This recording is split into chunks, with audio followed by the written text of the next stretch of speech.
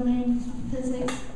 And those were, of course, the mathematical techniques of tensor analysis and matrix multiplication, all of these things that assist one in keeping good account of a problem that has a lot of parts to it. And really, tensor analysis is for, it keeps you in good control of the bookkeeping. And when you apply these techniques to the problem of investigating the invariance of Maxwell's equations, you find out that, yes, it's true that they are invariant under Lorentz transformations, but it is also true that they are invariant under practically anything else, and they are, in particular, invariant under Galilean transformations. So this perceived dichotomy that people face about Newtonian mechanics and Galilean transformations on the one hand, and Maxwell's equations and Lorentz transformations on the other hand, is entirely and completely not real. It's not true that there was a mandate at that time to go off on the track that we went on. So people believed at that point in time certain things that were not factually correct. They made decisions on that basis. Those decisions have brought us to the point that we're at now, and the whole thing was completely unnecessary. So from that perspective, let me get into the weeds a little bit and show you some of what goes on here. Okay, restating the beliefs. We can move on a little bit quickly now. I hope we can cover some time. There are all sorts of assertions in every textbook you can look into this effect that the Maxwell's equations fail in regard to Galilean transformation.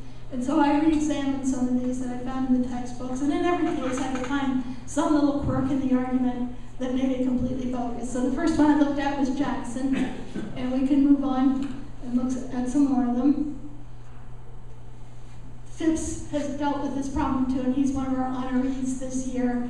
But we've had a discussion about this issue, and I do disagree with him because he did make his analysis without benefit of tensor analysis, and so had a more microscopic view of the problem and didn't see all the parts at the same time. And here I make my attempt to really look at the problem from the point of view of tensor analysis as made explicit by writing down actual matrices that implement the multiplications that would go in if carrying out a tensor analysis of the problem. So I looked at a particular case, and I looked at what it would be in the case of Lorentz transformation, and we'll move on and look at the same problem from the point of view of a Galilean transformation. Now, you can see that they're different transformation matrices, but of course the form of the matrices are the form of the whole equation is the same, that it's a matrix multiplication to effectuate the transformation. Now, the kinds of things that you want to do, the transformations are in an analysis of Maxwell's equations include the field matrices, which I display there, and the source vector, which I display at the bottom of the page. And here we have the equations in matrix form. And so the question is, when you write them this way and you apply the transformations, what happens? So let's move on. Here we carry out the field transformations and the source transformations. Fills the page, but there's nothing hard about that. It's just a bunch of multiplies that are kept track of by the matrix notation. Keep going. And here we have the Maxwell's equations. And so we just plug into the transformations, and we find out what I can't quite see there, but we come to the conclusion that when you multiply all those matrices together, a whole bunch of interior matrix products collapse to identity matrices, and the consequence of that is that the overall equations are in fact form-invariant under these Galilean transformations, just as they were under Lorentz transformations, and as a matter of fact, they're form-invariant under practically anything you could imagine to do. Those are not the only two candidates that you're allowed to investigate. In the course of having this paper on the web in advance of the conference, Bob Kine, who's going to be on our screen later in the week during the Sinai celebrations, contacted me. He's a very fine mathematician, very deep into topology, and he had been aware of this fact many years ahead of me. I'm certainly not the first in discovering this. So he pointed out to me where he had written this down in one of the chapters of one of his many books. And I think that probably most topologists would understand that this is the case, that Maxwell's equations are simply invariant to whatever you want to do as a coordinate transformation. They're just completely indifferent on this issue. Maxwell did not care about coordinate transformations. He never looked into that. He was happy enough to understand science within the confines of his own little laboratory, and he really didn't involve himself in the issue about what would the same experiment look like if it were viewed from somebody going by on a train or anything like that. He didn't care. His equations don't care. We shouldn't care. We are at liberty to consider any kind of coordinate transformations that we find to be physically meaningful. And my personal opinion is that the old-fashioned Galilean ones are, in fact, the ones that are most meaningful for physics. And so that's where I am today.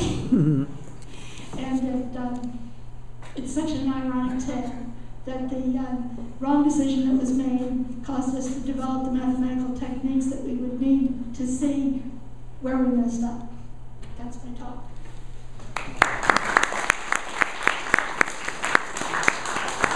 Any questions? Welcome to please on the mic and back here.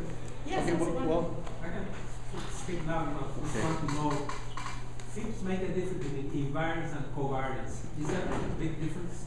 Not really.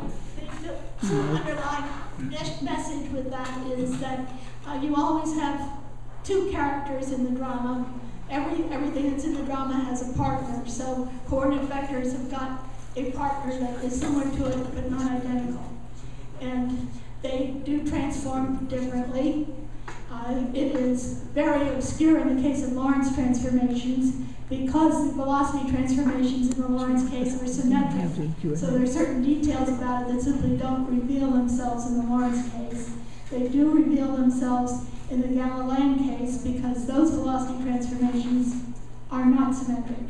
They are sort of triangle form or can be converted to triangle form by simple rotations. So that is a big difference, and it causes you to ask questions about when you should be taking a matrix or when you should be taking the transpose and so on. None of that actually has any bearing on the analysis of the Maxwell's equations. What it does have a bearing on is the concept of the invariant length that has been so much discussed over the last century, particularly in connection with developing general relativity theory. The invariant length occurs with Lorentz transformations. It does not occur with Galilean transformations. And so there's an interesting subtlety there. And what it means to me is that the invariant length has actually no physical meaning whatsoever and is in a total digression to spend a lot of time thinking about that. Cynthia. No. All right, I see one back there. Yes. Is what you're using the embodiment of the principle of general covariance that Einstein came up with? That's one of the postulates of general relativity.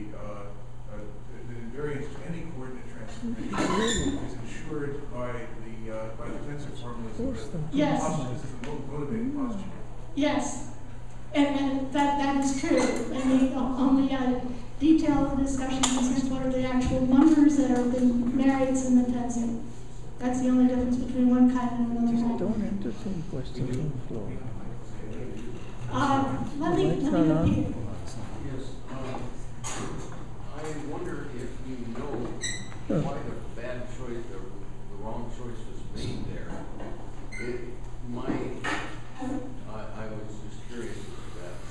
Well, I think it was simply a matter of carelessness, or logical carelessness, in that people looked at the situation where the Maxwell's equations certainly are invariant to Lorentz transformations, and without really questioning the premise, they simply assumed that that kind of behavior was unique, and if it was true for Lorentz, it couldn't be true for anything else. We do have a microphone for questions, and it would be nice because then it'll be on the recording because we are recording. So So if you have a question, it'd be nice to come over and go ahead and do it. Jane.